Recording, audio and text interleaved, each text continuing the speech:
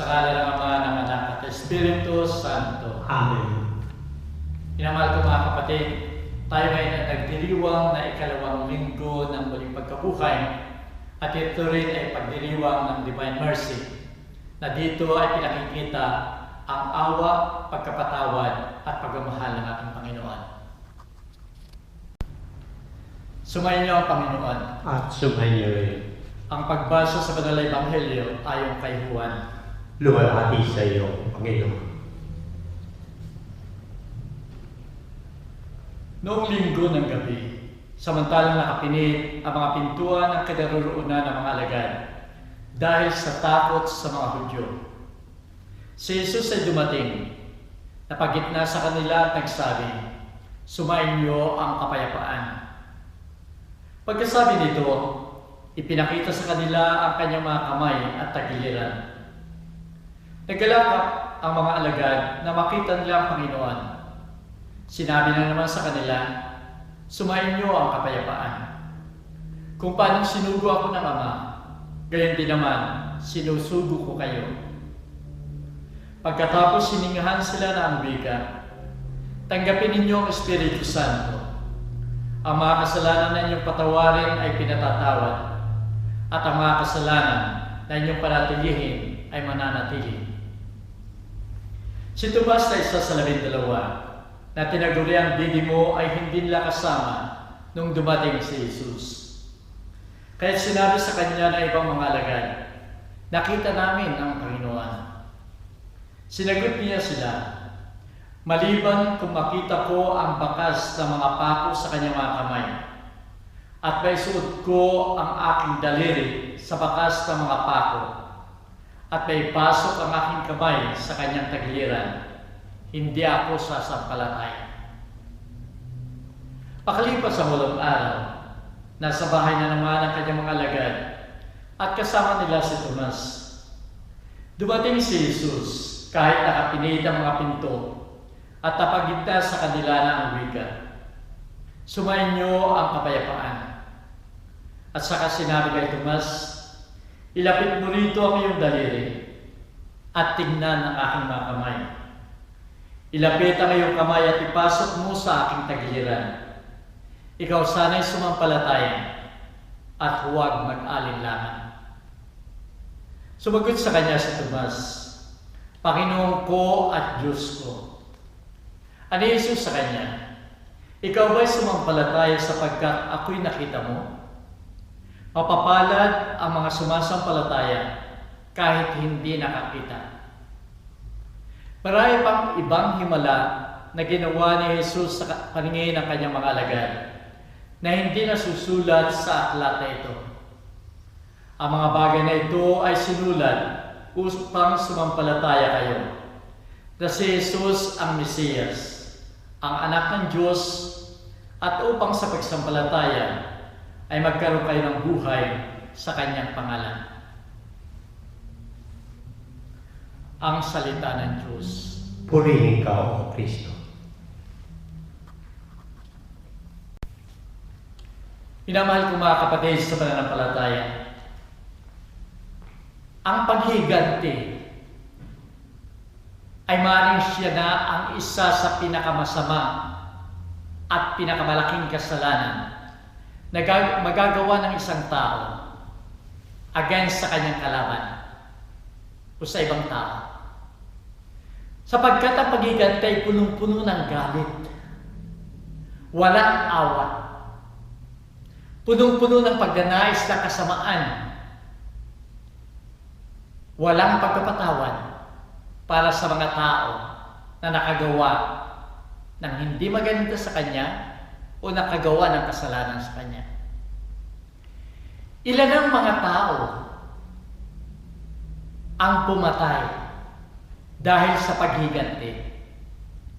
Ilan ang mga politicians ang nagpabilanggo, nagpapatay ng kalaban nang sila ay manalo sa politika? Dahil sila ay mayroong kapangyarihan, ginamit nila ang kapangyarihan ito para sila ay paghiganti sa mga tao na naging kalaban nila. Minamahal ko mga kapatid, totoo nga na napakasama ng paghiganti at walang kabutihan na makikita, maabot ang ganitong gawain. May isang istorya sa buhay ni Pope Francis XV. Siya ay nanangkulang Papa, Santo Papa, 1914 hanggang 1918. Ito yung kapanahunan ng unang digmaang pandaigdig. At dito'y maraming mga tao na nagkakaroon ng mental problem sapagkat punong-puno ng galit ang kanilang puso at kaisipan.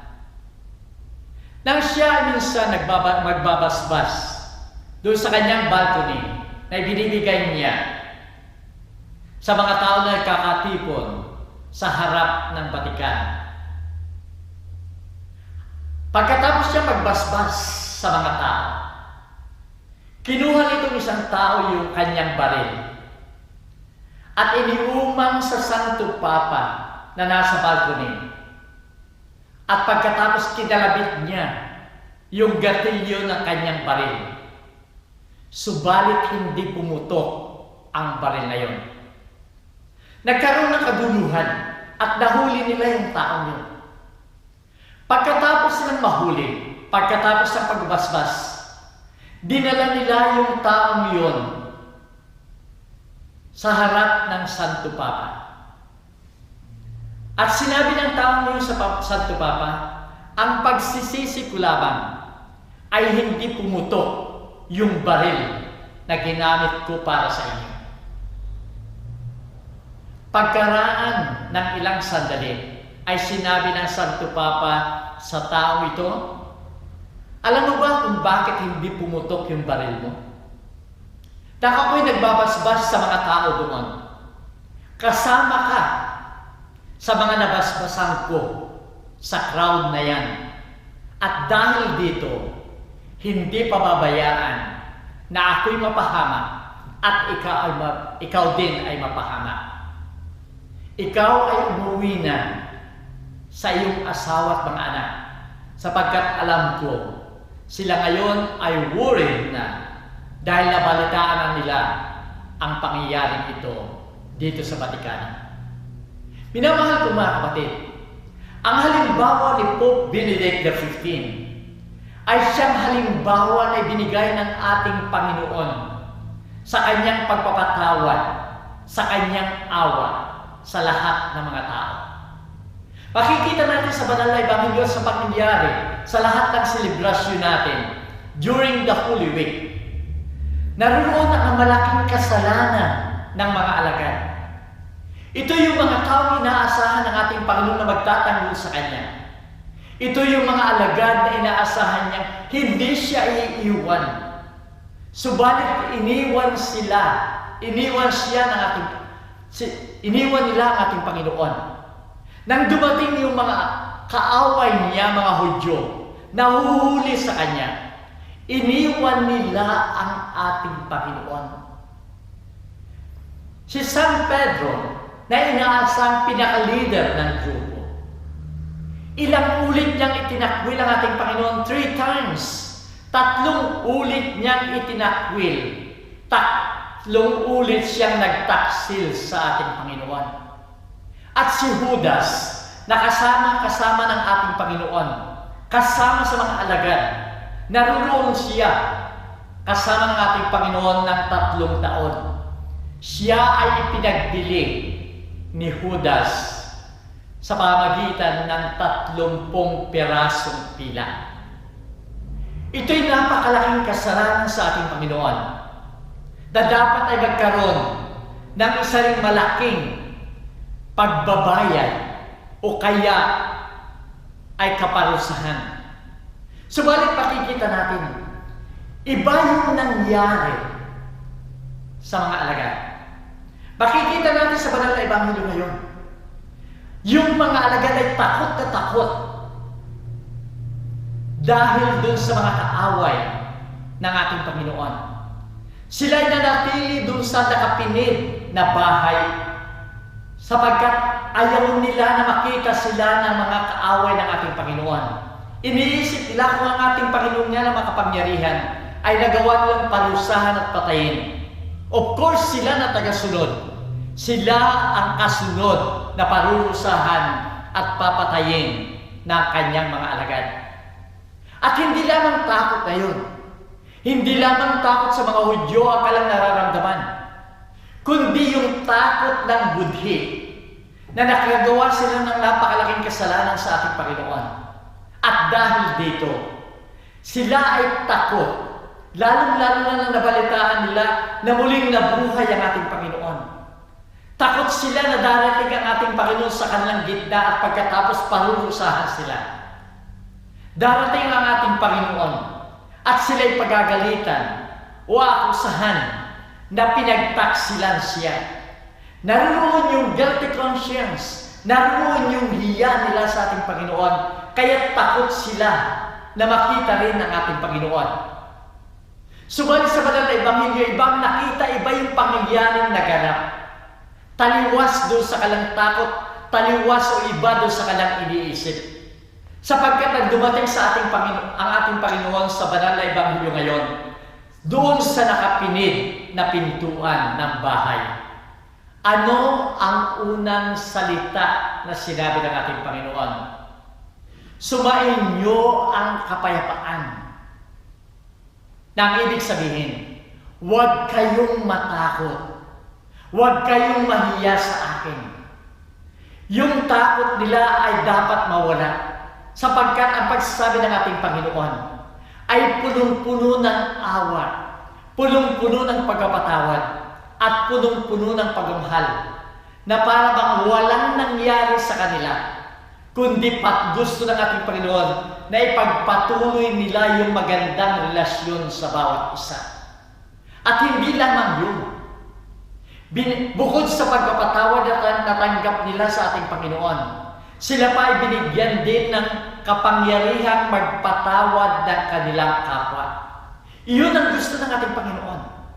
Totoo nga na mayroon na siyang kapangyarihan na higit sapagkat siya ay muling nabuhay. Subalit yung kapangyarihan na yun ay hindi dapat gamitin sa paghiganti. Hindi dapat gamitin sa pagpaparusa sa mga alagad o sa mga tao. Ang nais niya ay huwag makaranas ang tao ng kaparusahan, ng kasamaan. Kaya patuloy nagpapatawad siya ng mga tao sa kanyang simbahan sa pamamagitan ng sakramento. Ito ang tunay na awa, pagpapatawad, pagmamahal ng ating Panginoon. Ito ang tunay na divine mercy ng ating Panginoon na ibinibigay niya sa pamamagitan ng kanyang kapangyarihan ng kanyang muling pagkabuhay. Minamahal kong mga kapatid, ano ang message dito sa atin? Ano yung aral na ibinibigay sa atin? Sa buong mundo ngayon, sa ating kapaligiran, kahit sa ating buhay mismo, ay napakaraming competition. At dahil sa competition na yan, naghahangad yung iba ng kasamaan ng kapwa. Dahil sa competition na yan, mayroong galit, mayroong paghangad ng kasamaan, mayroong kasamaan na magbibigay ng parusa sa kanyang kapwa. Ito ay sa iba't ibang larangan. Maaaring ito ay sa sports, maaaring ito ay sa negosyo, sa iba't ibang grupo na kinabibilangan natin ay naroon ng competition na ito. Kahit sa ating pamilya, sa ating society, sa ating community, kahit sa ating simbahan ay naroon yung competition na yon. Kaya naroon lagi yung danger ng paghiganti at galit sa kapwa. Minamahal ko mga kapatid, sundin natin ang halimbawa ng ating Panginoon na sa kabila ng siya ay pinagtaksilan, na sa kabila na naroon yung competition na yan, tanggalin natin yung galit sa ating puso. Tanggalin natin yung kasamaan na gusto nating ibigay sa ating kapwa. Tularan natin ang ating Panginoon na hindi niya ginamit yung kapangyarihan ng kasamaan, kundi ibinigay niya yung kanyang awa, pagpapatawad at pagmamahal sa kapwa sa kabila ng nangyari sa kanya hanggang kamatayan. Minamahal ko mga kapatid, alam ko na ito'y napakahirap gawin para sa ating mga tao. At kung tayo nahihirapan, tingnan natin ngayon yung halimbawa ni Tomas sa banal na ebanghelyo. Sa simula ay nahirapan siya. Nahirapan siya sapagkat kulang ang kanyang pananampalataya. Hindi niya pinaniniwalaan yung pangako ng ating Panginoon sa pagsasabi sa kanila sa kanyang mga teaching. Pagkaraan ng 3 araw na mamatay ang tao, siya ay muling mabubuhay. Ipinapahayag ng ating Panginoon na siya ay mabubuhay pagkaraan ng 3 araw. Si Tomas ay hindi rin naniwala sa mga alagad na nagsabi sa kanya, nakita namin na buhay na maguli ang ating Panginoon. Sinasabi niya, maliban kung makita ko ang bakas ng mga pako sa kanyang mga kamay at mga paa, maliban kung maipasok ko ang aking daliri sa mga bakas ng mga pako niyan, at maipasok ko ang aking kamay sa kanyang tagaliran, hindi ako maniniwala. Ganun tayo kung tayo nahihirapang magbalik loob sa ating Panginoon. Subalit ang ating Panginoon, katulad ng experience ni Tomas, ang ating Panginoon ay matiyagang naghihintay. Matiyaga siya at patuloy siya sa pagbibigay ng inspirasyon, sa pagbibigay ng tulong, hanggang makapit natin ang tunay nating pananampalataya. At sa buhay ni Tomas, ang ating Panginoon pagkaraan ng ilang araw ay lumapit sa kanya at ipinakita ang lahat upang sa ganon mawala ang kanyang pagdududa, mawala ang kanyang takot, mawala ang kawalan ng pananampalataya.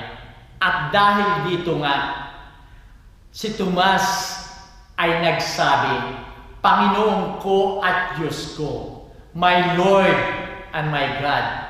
Ito'y tanda ng lakas at tunay na pananampalataya.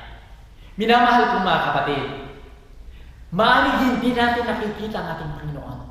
Pero ang ating Panginoon ay nasa paligid natin, nasa buhay natin.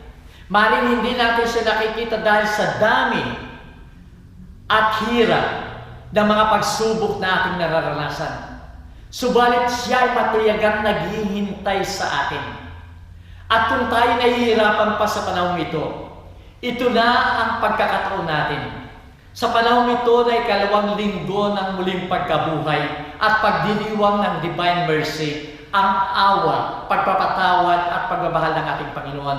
Hingin natin ang biyayang yan sa ating Panginoon upang sa ganon, katulad ni Tomas, ay masambit din natin, Panginoon ko at Diyos ko, my Lord and my God.